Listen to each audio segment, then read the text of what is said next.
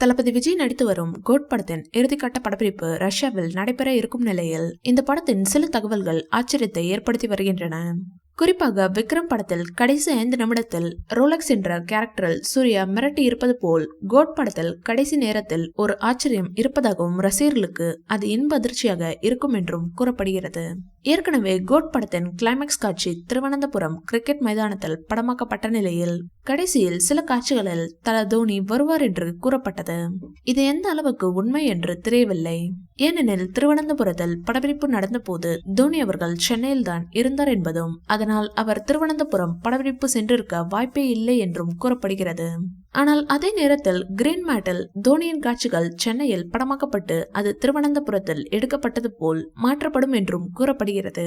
இருப்பினும் கோட் படத்தின் கிளைமேக்ஸில் தோனி இருக்கிறாரோ இல்லையோ தெரியாது. ஆனால் கடைசி 5 நிமிடத்தில் ஒரு இன்ப அதிர்ச்சி கேரக்டர் என்ட்ரியாக இருப்பதாகவும் அதுதான் படத்தின் ஹைலைட் என்றும் கூறப்படுகிறது.